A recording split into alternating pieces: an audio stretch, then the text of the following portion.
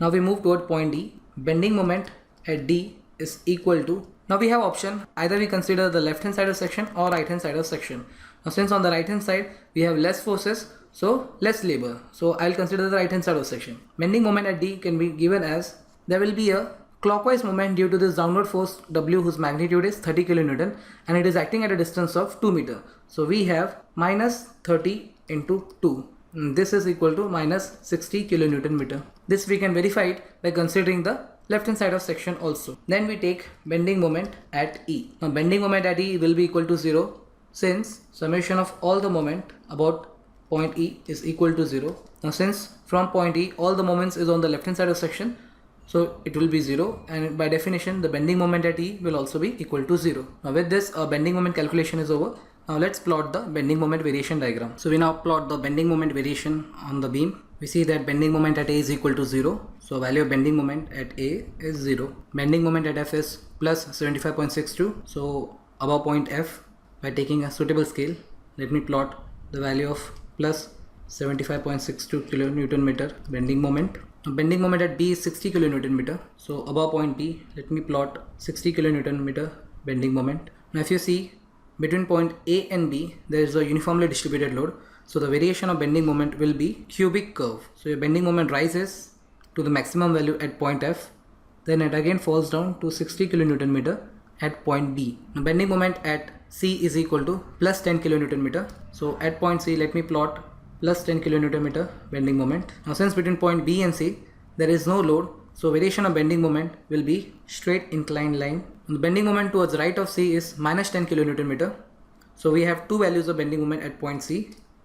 So our bending moment towards left of C, which was 10 kN, decreases to minus 10 kN towards the right of C. So let me connect this two point by a vertical line. Now bending moment at D is minus 60 kN. So let me plot minus 60 kN. Now since between point C and D there is as such no load acting, so the variation of bending moment will be linear. So let me connect it with the straight inclined line. Now bending moment at E is equal to 0. So bending moment at E is equal to 0.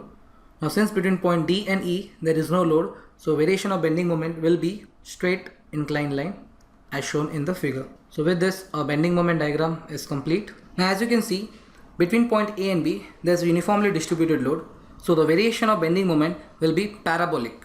So from point A, a parabolic curve which rises to maximum value at point F, then again falls down to 60 kN value at point, then falls down to again 60 kN value at point B. Now we move toward point C. You see the bending moment has two values at point C, bending moment towards left of C and bending moment towards right of C. Now bending moment towards left of C is plus 10 kN. So above point C, let me plot a positive value of plus 10 kN. Now again bending moment towards right of C is minus 10 kN. So let me also plot a minus 10 kN bending moment below C. Now if you see between point D and C there is no load acting, so the variation of bending moment between point B and C will be inclined straight line. Let me also connect this to bending moment points, since this is towards left of C and this is towards right of C. Now we move towards point D. Bending moment at D is minus 60 kN. So let me plot a minus 60 kN point below D. Now how this is varying? Now since between point C and D there is no load acting, so the variation will be a straight inclined line. So bending moment at E will be shown as 0.